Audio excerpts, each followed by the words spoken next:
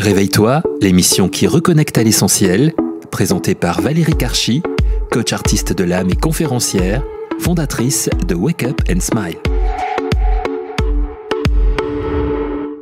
Bonjour mes très chers auditeurs, je suis ravie de vous retrouver pour un nouvel épisode de votre émission Réveille-toi, qui a pour vocation d'éveiller, de réveiller des dimensions encore insoupçonnées en vous, tout l'art d'être en vie. Aujourd'hui, j'ai l'immense plaisir d'accueillir dans nos studios une jeune femme dynamique avec un sourire rayonnant qui a décidé d'écouter l'appel de son âme à seulement 22 ans, quand elle a pris conscience de la mission de vie qui l'habitait et du rôle qu'elle était appelée à jouer. Aujourd'hui, coach et enseignante en développement personnel et spirituel, elle accompagne des milliers d'âmes à faire briller leur lumière en partageant les enseignements qu'elle reçoit dans son univers, dont nous allons parler aujourd'hui, ainsi que de son premier ouvrage, Trouver et réaliser votre mission de vie. Je suis enchantée d'accueillir Jenna Blossoms dans nos studios aujourd'hui. Bonjour Jenna. Bonjour Valérie. Comment vas-tu? Ça va bien, je te remercie. Parfait. Alors pour commencer l'émission, petit rituel que j'ai mis en place dans les émissions précédentes qui va nous suivre dans les émissions qui arrivent. Je vais te poser une première question qui est vraiment en lien avec la thématique de l'émission, puisque j'aimerais savoir quel a été ton plus beau réveil. Mon plus beau réveil, c'est une belle question. C'est difficile de choisir un moment, un réveil particulier, parce que j'ai l'impression que ça s'est fait par vagues progressives et logiques. Je dirais que c'est le plus beau et le plus grand réveil que j'ai vécu, c'est le jour où j'ai décidé d'accepter et de partir sur le chemin de ma mission de vie. Ça a été comme un déclic à l'intérieur, ça a été un moment de ma vie où je sentais que le chemin que je suivais, même s'il répondait à beaucoup d'attentes extérieures, à une pression que je m'étais mise et à des attentes intellectuelles personnelles, c'était pas celui qui m'épanouissait intérieurement sur un plan du cœur, de l'âme. C'est pas celui que je me sentais appelée à emprunter. Et quand j'ai enfin accepté avec moi-même, disons, posé l'intention de vivre ma mission de vie, d'accepter ce que j'avais véritablement à faire sur Terre, sans savoir absolument de quoi il allait s'agir, ça a été le début d'un énorme chamboulement intérieur, extérieur, et beaucoup de choses se sont mises en place à partir de ce moment-là. Très bien, Jenna. Alors, est-ce que c'était justement à tes 22 ans, dont on a parlé justement tout à l'heure quand je t'ai présentée, où tu as pris conscience de la mission de vie qui t'habitait, donc, est-ce qu'à cet âge-là, alors moi j'ai noté que tu étais dans des études de communication et de sciences politiques à ce moment-là, en tout cas je pense que c'était le cas, à tes 22 ans, c'est ça, tu étais en pleine étude. En fait, raconte-nous un petit peu. Ce réveil-là, je l'ai vécu plus tôt, je l'ai vécu peut-être vers 21 ans, et j'étais en train de terminer mes études de sciences politiques à ce moment-là. D'abord Master 1, après en Master 2, et ça a été ce moment effectivement où je commençais vraiment à faire mon stage de fin d'études, à travailler, à mettre les premiers jalons qui allaient tracer ce chemin que j'avais mis en place depuis un certain moment et qui finalement ne faisait pas du tout vibrer mon âme oui. comme je l'aurais pensé et analysé rationnellement avec mon mental. Et effectivement, ça a été à ce moment-là où j'avais déjà une grande ouverture spirituelle depuis très longtemps, mais où j'ai assumé et où je me suis mise à l'accepter un peu plus pleinement et vraiment à donner une place prioritaire, une place première dans ma vie à cette partie de moi que je réservais vraiment à mon monde personnel, intime, intérieur et dont je ne parlais jamais. Donc c'est vraiment une première vague finalement qui a fait qu'après il y a eu les autres, mais en tout cas celle-là était quand même assez prépondérante. On va dire dans le monde public et extérieur, ça a été ça, ouais, exactement. Et après tu parles d'assumer, donc c'est marrant parce que c'était le mot qui me venait tout à l'heure quand tu as commencé à en parler. Assumer vis-à-vis de l'extérieur finalement. Complètement. Vis-à-vis de soi déjà, hein, parce que c'est faire son coming out. Hein. Moi, je dis souvent son coming out spirituel, assumer qu'on a une vision du monde qui est différente, qu'on a des croyances, qu'on a un monde intérieur qui est très riche, que l'on croit en des choses, que l'on prie, que l'on a des rituels, que l'on a toutes des ressentis aussi, une intuition très forte, que l'on base ses choix sur des intuitions, des ressentis qui ne sont pas forcément le mode de fonctionnement habituel et dont on parle. Hein. Donc c'est d'abord assumer que l'on est comme ça, que l'on fonctionne comme ça, que ça fait véritablement partie de qui on est et arrêter de le cacher par peur d'être jugé, d'être vu, d'être vulnérable. Et ensuite, en second lieu, de commencer doucement, timidement à l'assumer au monde. Ouais. Très bien, très bien. C'est très intéressant. Donc, vous voyez, c'est important qu'on en discute comme ça dans les émissions, d'assumer, parce qu'en fait, assumer est quand même la première phase d'acceptation qui est nécessaire finalement pour vraiment vivre sa mission de vie. Donc, on va en parler aujourd'hui de la mission de vie, puisque nous allons vraiment aborder l'univers de Jenna. Donc, forcément, on abordera la mission de vie, puisqu'elle a écrit un fabuleux livre qui s'appelle donc « Trouver et réaliser votre mission de vie ». Et c'est vrai que ce genre de bascule, moi j'appelle ça de réveil finalement, parce que pour amener un réveil, il y a besoin d'ouverture, donc d'éveil d'abord, d'ouverture d'esprit, de cœur, etc. Et toi qui l'as vécu, Jenna, effectivement, c'est intéressant qu'on puisse en parler aujourd'hui avec nos très chers auditeurs, parce que ça fait peur comme ça, là, quand on a cet éveil qui arrive, ou quand on commence à ouvrir des choses, quand on commence à voir la lumière arriver. Mais le truc, c'est qu'effectivement, nos peurs nous rattrapent, les doutes nous rattrapent. Il y a beaucoup de choses qui nous rattrapent. Tu en parles dans ton livre. Moi, j'aimerais qu'on commence peut-être par exposer qu'est-ce qu'une mission de vie, finalement. C'est comme ça que tu commences ton livre. Et je pense que c'est important qu'on commence l'émission également là-dessus, parce que c'est un bien grand mot, mission de vie, et ça peut faire peur parfois. Donc j'aimerais quand même qu'on puisse en discuter de façon très naturelle et authentique. Mission de vie, parfois ça peut pas être un peu prétentieux, parce qu'il y a le mot mission dedans, et on se dit mission, non mais attends, tu te prends pour qui? Mission, qui a une mission? Personne n'a une mission. Et pourtant c'est une expression que j'aime beaucoup, qui m'est très chère, parce que c'est pourtant l'idée que j'ai envie de transmettre et de communiquer dans ce livre concrètement, que finalement, en tant qu'âme, en tant qu'âme incarnée, lorsqu'on décide de venir s'incarner, qui est déjà tout un concept en soi, eh bien, on ne vient pas comme ça, en touriste, en vacances, sans aucun but, ni aucune volonté, juste histoire de découvrir ce qui se passe un peu sur Terre à cette période-là de la société. Mais on vient parce qu'on a envie, on se donne en fait à soi-même en tant qu'âme cette mission de venir exprimer des choses, de venir incarner des choses, de venir créer dans la matière certaines choses. Alors une mission de vie, ce n'est pas, peut-être commençons par cela, ce n'est pas un métier, ce n'est pas un travail, ce n'est pas quelque chose de réducteur, une étiquette, c'est en fait l'expression naturelle de qui l'on est.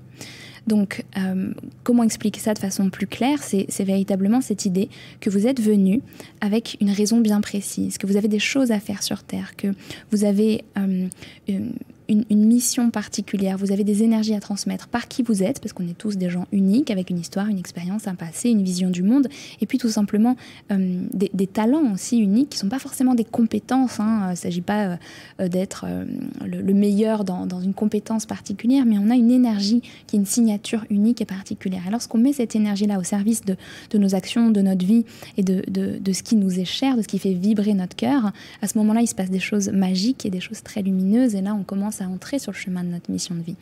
Et c'est de ça qu'il s'agit, c'est retrouver son pouvoir, son potentiel, comprendre qu'on a une lumière à l'intérieur qu'on est venu faire briller, et cesser de se dévaloriser en permanence et de subir sa vie finalement, et de comprendre que notre vie elle a un sens, c'est quand on accepte que cette vie elle a un sens et qu'on est prêt à l'accepter et à suivre l'appel de son âme, même si on n'a aucune idée de quoi il s'agit au moment où on prend cette décision, comme ce fut le cas pour moi, ou comme ça peut être le cas au moment où vous commencez la lecture de mon livre par exemple.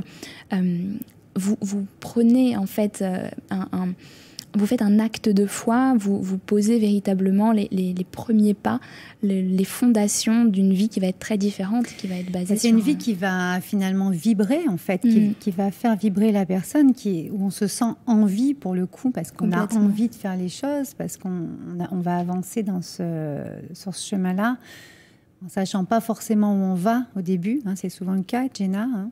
Bien sûr. Mais par contre... on sent qu'il y a cette vibration très forte. C'est un appel, en fait. Hein. Voilà. C'est quelque chose de plus grand que nous qui vient nous pousser à avancer, à mettre en place des choses qui nous meut. Alors justement, dans le livre, tu dis qu'on peut l'appeler de différentes manières. Moi, je suis assez d'accord avec ça, puisque moi, pour ma part, je ne l'appelle pas mission. Donc forcément, c'était intéressant pour moi de te recevoir dans mon émission Réveille-toi pour justement encore ouvrir les choses, parce que chacun a sa sémantique de mots, chacun utilise le mot qu'il veut. Par contre, voilà, on sait qu'on a une voix, qu'on a un but, quelque chose qui a du sens pour chacun dans son unicité. Et voilà, tu parles de sa voix dans VOIE, hein, dans ton livre, sa mission d'âme, sa mission de vie, sa place sur Terre, son but dans la vie. Donc voilà, je voulais quand même le préciser à nos chers auditeurs, parce que c'est important aussi qu'ils s'y retrouvent eux aussi. On parle d'une thématique sur la mission de vie, mais voilà, on peut l'employer un petit peu comme on le souhaite, sachant que tu es très ouverte également. Toi, dans le livre, tu en parles comme ça. Donc, encore heureux que tu sois très ouverte, j'ai envie de dire, puisque c'est ce que tu transmets si bien, Jenna. Très bien. Donc, alors, c'est vrai que ton livre, c'est un manuel pratique pour reconnaître notre valeur et donner du sens à notre existence. Alors moi, reconnaître, j'aimerais mettre le re entre parenthèses, comme réveil, comme tout ça, parce que tu as compris que dans l'émission, on joue avec ce R.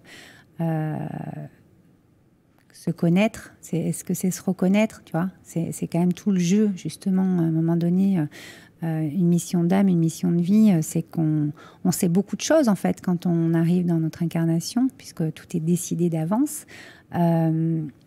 Et voilà, cette valeur, ce sens qu'on va donner à notre existence ici terrestre, est-ce que toi, tu peux nous en dire plus ? Parce qu'il y en a, par exemple, qui disent « Oui, mais pourquoi on l'oublie ?» C'est ce que tu en parles dans le livre, ou « Comment on la trouve ?» Pas mal de questions comme ça, et j'avais envie qu'on l'aborde aujourd'hui quand même, c'est intéressant. Oui, bien sûr. Donc tu veux qu'on commence par quoi ? Pourquoi est-ce qu'on l'oublie ? Je pense que pourquoi est-ce qu'on l'oublie peut être très très bien, parce que voilà, je pense que c'est ça qui est intéressant, justement. Puis c'est une vraie question. Et puis voilà, c'est... Si on vient avec une mission de vie qu'on connaît, pourquoi est-ce qu'on l'oublie en arrivant sur Terre ? Exactement. Ouais, c'est un sujet qui est intéressant et je pense que c'est important qu'on en parle aussi dans cette émission parce que, donc, comme on l'a évoqué, on vient avec cette idée que notre âme, au plus profond d'elle-même, elle a un but, elle a vraiment une volonté, elle a des choses qu'elle a envie de mettre en place, elle a des choses sur lesquelles elle doit évoluer, mais elle a aussi envie de mettre en place certaines choses, d'apporter un peu sa pierre à l'édifice de l'humanité. Oui, parce que là, qu'on soit clair, hein, je veux quand même le préciser à nos auditeurs, c'est que quand on parle de mission de vie, mission d'âme, c'est qu'à un moment donné, on vient contribuer au monde. Hein, bien sûr. Changer notre monde et le rendre meilleur, amener beaucoup d'amour. Donc, ça, c'est tout le propre de cette émission, pour le coup. Hein. C'est ça. On vient contribuer au monde et on vient participer à notre évolution aussi personnelle d'âme. Et donc, pourquoi est-ce que finalement, lorsqu'on arrive sur Terre, est-ce qu'on oublie tout ça ? Est-ce qu'on oublie ce pacte, ce contrat qu'on a fait avec nous-mêmes avant de venir ? Et j'utilise une métaphore dans le livre que je reprendrai ici, qui est celle de l'enfant qui va à l'école. Et on vient ici sur Terre en incarnation pour apprendre, pour évoluer et surtout dans un monde et dans un univers où on vit le contraste, on vit la souffrance, la violence, mais aussi l'amour, la douceur, la compassion, etc. On est là pour faire nos propres choix sans qu'on nous donne en fait les clés de façon aussi claire et aussi facile, sinon il n'y a absolument aucun intérêt et il n'y a pas d'évolution possible. Et donc cette métaphore de l'enfant qui va à l'école, c'est comme s'il allait à l'école et que ses parents ou une version plus sage et plus mature de lui-même lui donnaient les réponses aux questions avant même qu'il n'ait eu le temps de chercher les réponses.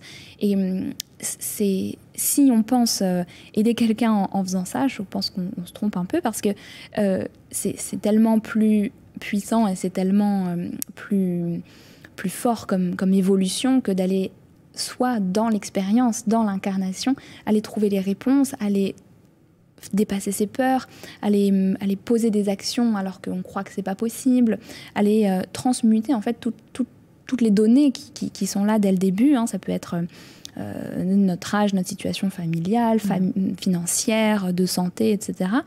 Les vies passées aussi, non? Bien sûr, bien sûr. On arrive en fait, non pas comme un être vierge et dénué de toute croyance et de tout fonctionnement. On arrive avec un logiciel qui est déjà bien rempli de données, mais il faut bien comprendre que on vit dans notre vie de tous les jours avec notre conscient. Et notre conscient, il ne peut pas spontanément avoir des milliards d'informations au même moment. Donc ça ne sert à rien d'avoir toutes ces données-là. Ce serait beaucoup trop complexe. Enfin, on ne pourrait même plus vivre tellement on aurait de données. Donc en fait, on a besoin des informations au bon moment et au bon endroit, simplement lorsqu'on est prêt à les recevoir, et on n'a pas besoin de plus finalement. Mais on pourrait imaginer que dans un coin de notre tête, mais ce n'est pas vraiment dans notre tête, mais on va dire dans un coin de notre âme, de notre être, il y a cet océan de données, de choses passées, enfin de vie, de fonctionnement, de blessures que l'on a pu avoir, de croyances, etc., qui sont là et qui font finalement partie de, comme les anciens jours de notre vie, et ben finalement sont les anciennes vies de notre grande évolution d'âme, de notre grande vie d'âme. Et voilà, et on est là aussi pour continuer de faire un peu mieux dans cette vie-là et marcher un peu plus vers la lumière, vers l'amour, et de transcender un peu plus tous les blocages qu'on peut potentiellement avoir. Exactement, puisqu'au fur et à mesure de notre chemin, finalement, on a ces prises de conscience. Donc, quand on analyse quand même les mots prise de conscience, c'est qu'on percute, on opère des bascules parce qu'on prend conscience de choses, où on remet bout à bout certains morceaux de l'histoire ou des souvenirs, justement, voilés ou non, qu'on avait en nous. Et ça permet d'opérer justement ces fameuses bascules, ces prises de conscience qui nous font évoluer, même si parfois c'est pas toujours facile, parce qu'on a des prises de conscience très, très compliquées avec des épreuves, etc. Et puis parfois on a des prises de conscience dans la joie et c'est quand même encore différent. Non, c'est très intéressant tout ça. Alors, parlons quand même du sujet, c'est que comment on peut la trouver cette mission de vie alors ? Comment on peut la trouver? La grande question. Parce que ça, c'est un grand mystère. Il y a beaucoup de monde qui se pose énormément de questions là-dessus. Et c'est très, très bien que tu aies pu créer ce livre manuel pratique. En plus, c'est génial. Il y a plein d'exercices dedans. J'ai adoré le lire et vraiment l'explorer.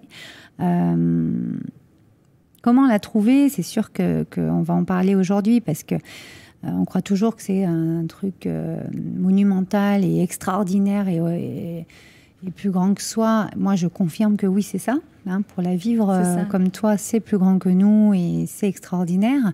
Ça ne veut pas dire que c'est facile tous les jours, qu'on soit bien d'accord. Mais par contre, effectivement, quand ça vibre fort, je pense que c'est quand même un des chemins pour la trouver. Alors, dis-nous un petit peu comment tu nous l'exprimes, toi, dans ton livre, Gina. La première chose que j'aurais envie de dire pour trouver sa mission de vie, c'est paradoxalement d'arrêter de la chercher.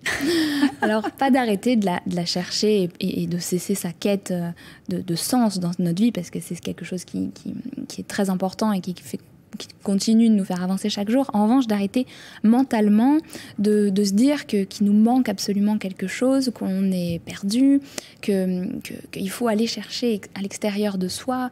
Mais moi, c'est quoi mon rôle à jouer, etc. Et en étant focalisé sur ça, finalement, on perd l'essentiel et on oublie de lâcher, parce qu'en fait c'est surtout du lâcher prise en réalité. Laisser venir, voilà. Complètement, c'est de la déconstruction, voilà, en fait, des croyances limitantes qu'on peut avoir. Il y a tout un chapitre sur ça dans le livre. Et puis aussi de beaucoup de mental et beaucoup de préconstruit, c'est-à-dire qu'on évolue dans notre vie de tous les jours avec l'idée qu'on doit faire ce job, on doit avoir montrer cette façade de nous-mêmes, on doit voilà, c'est ça, on doit prendre soin des gens, on doit être comme ci, comme ça, on doit travailler pour gagner de l'argent, on doit. Et tous ces on doit, ils finissent souvent par nous enfermer, ils finissent souvent par créer un duplicata un peu de nous-mêmes qu'on utilise, qui est bien pratique dans la société, mais qui n'est pas véritablement qui on est. Et donc quand on commence petit à petit à déconstruire tout ça, ce qui est une construction clairement de notre ego, de notre éducation, de notre identité, etc., et bien là, il commence à se passer des choses très intéressantes. Donc comment est-ce que véritablement on peut vivre sa mission de vie, parce que c'est surtout de ça qu'il s'agit. La trouver finalement, ce serait mettre des mots, mais les mots changent, les mots évoluent et ça reste une sensation, une vibration. Comment la vivre, c'est déjà en premier lieu de lâcher prise donc sur ce qu'on croit devoir être vraiment, qui nous enferme profondément, et donc a fortiori ce que l'on croit devoir faire, et pour laisser la place à autre chose, pour laisser la place à la voix de l'âme, à la voix du cœur, qui parle sur un autre ton, plus subtil, plus doux, plus profond, plus vers la joie et plus dans une vibration plus haute. Et c'est là où quand on commence à capter ça, à ressentir ça, à toucher du doigt ce qu'est notre mission de vie. Et il s'agit aussi de ne pas laisser le mental enfermer tout ça, parce qu'à partir du moment où on va commencer à poser une action alignée avec notre âme, le mental va s'emballer et va vous dire ok, c'est ça, c'est ta mission de vie, maintenant c'est exactement ça, ta mission de vie c'est de faire des émissions à la radio. Voilà. Mais non, ça s'enflamme un peu, exactement, mental, parce que le mental adore poser les choses, encadrer, mettre des étiquettes et figer. Bien sûr, mais c'est bien sûr. C'est ça, mais il s'agit de faire attention à pas figer les choses, parce que on est un être mouvant, en évolution permanente, on est quelque chose d'organique. J'aime bien ce mot parce que c'est quelque chose de... On est vivant à l'intérieur, on n'est pas figé, on n'est pas stable, on n'est pas pareil tous les jours, et donc c'est important de respecter ça. Et donc, de lâcher prise sur les étiquettes, ça permet en fait de comprendre où est notre valeur, quelle est notre unicité, quelles sont les choses que l'on sait mieux faire, quelles sont les valeurs que l'on sait apporter aux autres, quelles sont les choses qui nous mettent en joie, parce que une mission de vie, c'est quelque chose qui nous met profondément en joie, qui n'est pas un sacrifice, j'insiste sur ça, parce que souvent on a l'impression que du coup c'est faire du travail caritatif ou être absolument dans l'accompagnement des autres, etc. C'est pas forcément le cas, on peut être comptable et très très aligné dans sa mission de vie, parce qu'en fait sa mission de vie c'est simplement diffuser de l'énergie, de l'amour, de la lumière, ou ancrer les gens, ou faire rire, ou des choses comme ça, et on peut le faire tout à fait dans son contexte de vie naturel, sans avoir forcément à tout changer. Donc c'est pas un sacrifice, c'est pas quelque chose qui est à l'encontre de nous-mêmes, c'est au contraire, c'est porter qui on est au service de plus grand que nous, et là on se sent accompagné, on se sent guidé, et il y a des choses incroyables qui se passent dans notre monde intérieur et dans la matière aussi. Exactement. Alors, c'est vrai que dans le livre, il y a donc pas mal d'exercices, même une magnifique prière que vous découvrirez aussi pour trouver sa mission de vie. Tu nous parles de l'univers qui nous soutient, que nous avons nos anges gardiens, qu'on a nos guides qui sont là quand même. C'est important de demander aussi, parce qu'on oublie ça aussi. En fait, on oublie plein de trucs, Jenna, non? Oui. Pourquoi? Parce qu'on est très occupé, mentalement. Oui. On est très occupé, on a l'esprit qui est saturé par mille et une choses à faire, à penser, etc. Et donc souvent, on oublie de revenir à l'essentiel et on oublie de ressentir. Et effectivement, tu parlais des guides, des anges gardiens. Moi, je ne pouvais pas ne pas en parler parce que c'est mon univers, c'est ma connexion aussi quotidienne. C'est ce dont je parle, ce que j'enseigne aussi. C'est s'ouvrir et se connecter à ce monde spirituel, à ce monde de l'invisible, qui peut parfois... gêner ou faire un peu peur ou paraître un peu mystique de l'extérieur, et c'est ok, mais je conseille aussi toujours de faire l'expérience. Faites l'expérience de faire une prière. Une prière, c'est simplement ouvrir le dialogue vers le divin, vers le sacré, vers l'invisible, ouvrir aussi son âme à la gratitude pour ce qui se passe dans notre vie, se connecter à plus grand que soi, à une conscience supérieure, même si on ne sait pas du tout ce qu'on va trouver ou ce qui va se passer, mais commencer à voir ce qui se passe. Donc effectivement, souvent on oublie de se connecter à ces choses-là parce que c'est pas du tangible, c'est pas de la matière, c'est pas du concret et du productif en apparence, alors que pourtant cette vie spirituelle intérieure, elle est extrêmement importante pour un épanouissement, je pense, et pour une quête de sens. Parce que quand on cherche du sens, on cherche forcément quelque chose qui n'est pas tangible, qui n'est pas visible, qui n'est pas concret. On cherche un sentiment. Et ce sentiment, qui pour moi participe à notre bonheur, on ne peut pas, je pense, être profondément heureux lorsqu'on n'a pas reconnecté avec une notion de sens de notre existence, de notre vie. Sans avoir les réponses à toutes les questions universelles, bien sûr, mais simplement sentir qu'il y a du sens dans ce monde, et reconnecter à ça, c'est reconnecter avec la joie, je pense, profondément. Donc, la joie de vivre. Oui, la joie de vivre, la joie d'être là, parce que sinon on finit par être en s'enfermant dans le monde de l'intellect et du nihilisme et du rien n'a de sens. On finit par perdre cette joie, on finit par se réfugier dans les plaisirs de la matière, les plaisirs futiles et vains qui finissent par s'évanouir.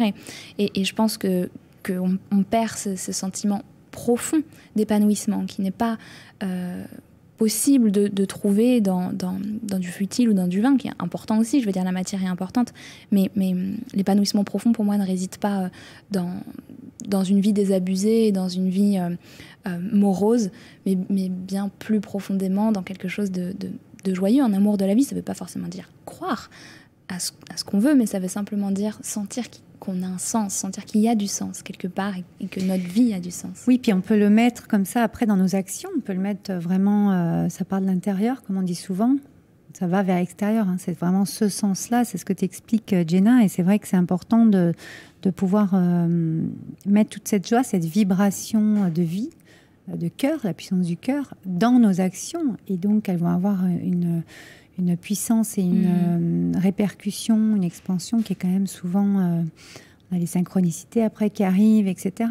On voit bien un petit peu la différence entre mettre en place une action avec le cœur et la vibration, la joie qu'on a en nous, mais la pure, hein, on est en train de parler de l'authentique là, que si on la fait parce qu'il faut la faire, parce qu'on doit la faire, c'est pas du tout la même chose. Donc faire, c'est quand même important.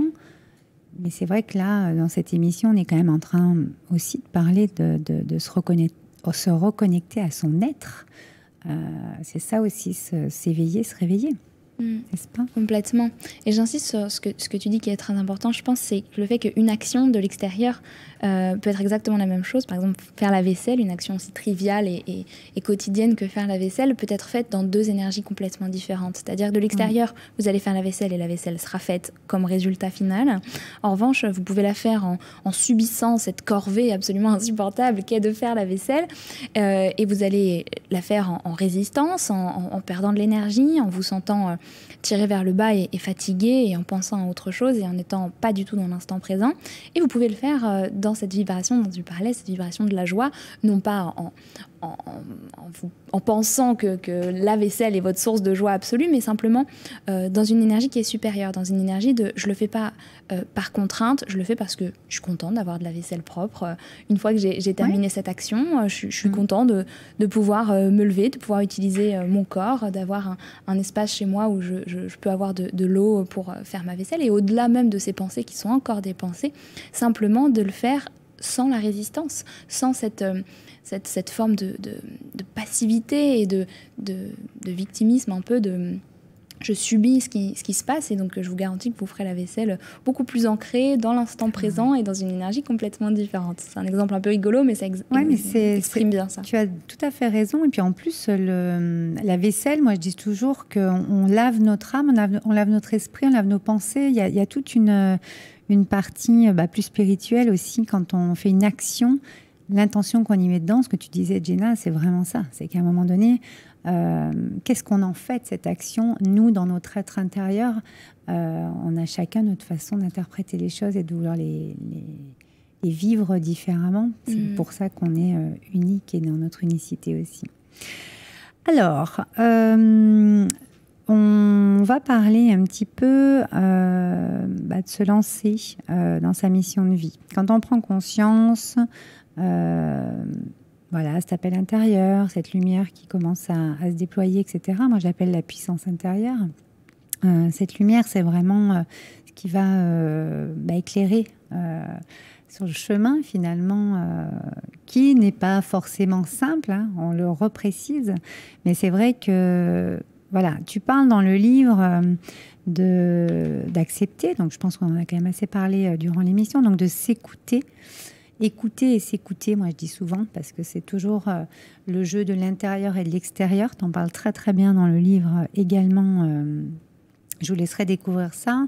Mais tu dis surtout, moi je voulais vraiment qu'on parle de ça avant de terminer, qu'on est l'initiateur de ce voyage, quoi, de cette quête de mission de vie, enfin mission d'âme, voilà, on l'appelle comme on veut, mais initiateur de ce voyage. On est les initiateurs. Si on ne décide pas, c'est notre libre arbitre, si nous ne faisons pas ce choix, effectivement, c'est compliqué. Oui, c'est exactement ça. C'est un mot qui est très très important, décider, et dont je parle très régulièrement, parce que bien souvent on attend que les choses elles nous tombent nous tombent tout cuit dans la bouche, qu'intérieurement on ait cette révélation, cette épiphanie absolue, qui fasse que ça y est, on a tout compris, on a la révélation, on sait ce qu'on va faire de notre vie, tout est clair. Et on aimerait tellement que ça se passe comme ça serait tellement plus facile et plus simple, mais la réalité c'est que c'est très rarement le cas. Et pour commencer ce chemin et s'aligner et vivre une vie qui nous ressemble et sentir que notre vie elle a du sens, qu'on est beaucoup plus épanoui, qu'on est en joie et qu'on se sent vraiment à sa place, c'est le mot aussi, il s'agit d'abord de le décider. Et parce que souvent on attend de ressentir et d'avoir les preuves pour franchir le pas et pour croire. Et moi j'ai envie d'inverser ça et de vous proposer d'abord décider de vivre votre mission de vie. Décider juste en posant l'intention intérieure, vous pouvez l'écrire si vous en avez besoin, décider qu'à partir de maintenant, vous allez vous écouter, décider que vous allez vous faire confiance, décider que vous allez lâcher prise et vous en remettre à l'univers pour vous montrer les signes et pour vous montrer la voie, décider que vous allez donner plus de temps et d'espace à la voix de votre cœur et à vos envies profondes. Ces décisions-là, elles sont extrêmement importantes parce qu'elles changent quelque chose à l'intérieur de vous, ce sont des déclics, des portes, et en fait, elles changent votre vibration. Et tout d'un coup, vous dites à l'univers, « Ok les gars, je suis prête à vivre ma mission de vie, je ne sais pas ce qui va se passer, je ne sais pas ce que vous allez m'envoyer, mais quoi qu'il se passe, j'ai signé le contrat, je suis prête, c'est bon, vous pouvez y aller. » Et c'est exactement ce qui s'est passé pour moi. Un jour, où j'ai écrit une lettre à l'univers, à mes guides, pour leur dire que j'étais prête à vivre ma mission de vie, parce que je sentais que j'étais clairement pas dessus, je ne savais pas ce qui allait se passer. Et tout s'est enchaîné à partir de ce moment-là. Et qu'est-ce qui se passe quand on pose une décision ? Moi, je dis souvent, c'est que c'est une intention. Après, on reçoit des intuitions et puis après, on peut passer à l'action. Et donc, qu'est-ce qui se passe ? Après, vous allez avoir des signes de l'extérieur, des propositions et vous allez avoir des intuitions, c'est-à-dire des envies, des désirs, des appels de mettre en place certaines choses, d'aller contacter une personne, d'aller participer à un événement, de rejoindre une formation. Vous allez avoir, et qui peut-être d'extérieur, vous n'allez même pas voir que c'est lié. Et d'extérieur, ça paraîtra complètement lointain de l'intention que vous avez posée originellement. Et finalement, vous vous rendrez compte a posteriori que tout cela était lié et que vous avez en fait, en écoutant votre intuition, posé chaque fois un petit pas qui vous a amené un peu plus davantage dans votre alignement, dans ce que vous êtes venu faire et vous comprendrez a posteriori comment chaque pas a eu en fait un sens. Il y a eu comme une chasse au trésor, mais vous ne pouvez pas savoir à l'avance. Donc c'est vraiment ce saut dans le vide de se faire confiance. Et c'est ça qui est le plus difficile et que souvent on redoute parce qu'on préfère être validé par l'extérieur, on préfère avoir toutes les garanties possibles que ça va marcher. Alors on demande des validations, on veut absolument être sûr, mais vous avez cette capacité d'avoir vos garanties intérieures simplement en vous écoutant, simplement en vous faisant confiance. Mais il faut que vous vous donniez la chance de le faire en vous ouvrant un jour à cette petite voie-là. Et oui.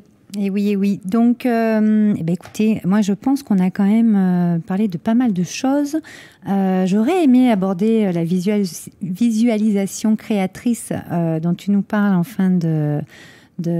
fin de ton livre, mais je pense que ça fera l'objet d'une autre émission parce que c'est vraiment un sujet à part entière, je pense. Alors Jenna, est-ce que tu pourrais nous donner une astuce, un conseil, une inspiration pour avoir le smile, pour avoir le sourire? Parce que quand on est dans sa mission de vie ou quand on a l'intention de s'y rendre, d'y aller, moi j'appelle ça vraiment le sourire authentique, le sourire du cœur, la puissance du cœur. Quand on est dans sa mission de vie, on est vraiment on est suffisamment ouvert et éveillé, réveillé pour ressentir cette puissance du cœur, donc avoir le smile finalement. Quelle astuce tu nous donnerais, toi, au conseil pour vraiment avoir ce smile authentique? La première chose qui m'est venue intuitivement quand tu m'as posé cette question, c'est une pratique quotidienne dont j'ai déjà brièvement parlé aujourd'hui. Il s'agit de la prière.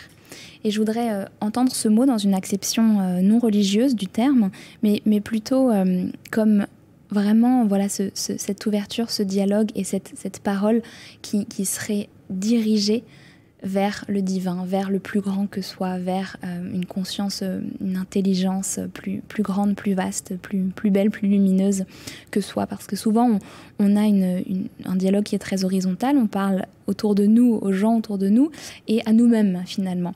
Mais je voudrais vraiment insister sur la prière qui est pour moi l'action spirituelle la plus simple, la plus basique et la plus puissante qui soit possible de faire, simplement de prier. Qu'est-ce que ça veut dire ? Ça veut dire ouvrir ce dialogue avec le divin, ça veut dire demander ce dont on a besoin, ça veut dire prier pour quelqu'un, envoyer de l'amour pour quelqu'un, pour une situation, pour soi-même si on en a besoin aussi, ça veut dire communier à sa façon avec le divin. Ça peut être avec des prières qui ont déjà été écrites et qui parlent et qui résonnent avec votre âme, ça peut être simplement avec vos mots, ça peut être pas écrit, ça peut être en chanson, ça peut être intérieurement, ça peut être en chuchotant le matin, le soir, quand vous voulez. Moi je prie tout le temps, je suis tout le temps en connexion avec le divin d'une manière ou d'une autre, et même dans les actions, on parlait des actions triviales du quotidien, c'est aussi une façon de prier à travers ces gestes et l'intention qu'on donne à ces actions. Complètement. Et c'est pour moi l'action, la pratique qui vous donnera le smile et qui vous permettra de vous brancher à des énergies supérieures directes et qui créera de grands changements aussi dans votre vie personnelle et dans votre vie matérielle. Merci beaucoup, Jenna. Alors, on va parler de ton actualité. Donc, on peut te retrouver sur jennablossoms.com. On mettra en détail dans l'émission, dans le descriptif. Quelle est ton actualité du moment, Jenna ? Oui, alors en ce moment, j'anime mensuellement des ateliers en ligne. J'ai créé une communauté en fait qui s'appelle Reconnect. Reconnect, c'est un mot qui m'a été envoyé aussi intuitivement dans cette idée-là qu'on a besoin de se connecter au spirituel, à notre âme, à notre mission de vie, à des énergies plus hautes. Et on travaille tous les mois sur des thématiques différentes. Il y a un groupe privé, on a des questions-réponses, il y a une plateforme avec des méditations, des e-books, des ateliers. Et en fait, l'idée, c'est de créer un petit peu comme une école, en tout cas vraiment plutôt comme une communauté ouverte avec beaucoup de liens sociaux et d'accompagnement sur les thèmes de développement personnel et de la spiritualité afin d'avancer tous les jours sur ces thématiques-là personnellement, intérieurement, et un peu comme une salle de sport. Je dis souvent qu'il ne s'agit pas d'y aller une fois, d'avoir lu un livre pour que ce soit fini. Il faut régulièrement entretenir cette fibre qu'on a pour évoluer. Et donc, c'est exactement le but de ce projet-là, de ce programme-là qui s'appelle donc Reconnect et que vous pouvez trouver sur mon site internet. Et je pense qu'on mettra le lien en dessous également. Oui, on va tout mettre. Comme ça, il y aura également le lien, bien sûr, pour pouvoir commander ton livre pour les personnes qui ont envie de le découvrir. Et puis c'est vraiment un manuel pratique qui est très complet. C'est vrai que tout ce que tu crées, les outils que tu mets à notre disposition sont vraiment très complets. Donc, je vous les recommande. Écoutez, le mot de la fin pour aujourd'hui, moi, j'ai envie de vous dire, c'est ce que nous dit Jenna dans son livre. Notre mission, c'est de vivre finalement. Tout l'art d'être en vie, comme moi je dis. Donc, on est vraiment dans un art parce que on a cette créativité, on a tout ces infinies possibilités qui sont à notre disposition, ces opportunités insoupçonnées qu'on voit, et puis en fait, on peut se rendre compte que finalement, il y a une part de subtilité derrière, et hop, on fait une autre découverte derrière. Donc, n'hésitez pas à vivre. La vie est courte. Et moi, j'ai envie de vous dire, n'hésitez pas à aller suivre votre mission de vie. Jenna, merci beaucoup. Merci Valérie. À très bientôt dans une prochaine émission donc sur la visualisation créatrice. Et puis, je vous dis à la semaine prochaine. Au revoir. Réveille-toi, l'émission qui reconnecte à l'essentiel, présentée par Valérie Karchi, coach artiste de l'âme et conférencière, fondatrice de Wake Up and Smile.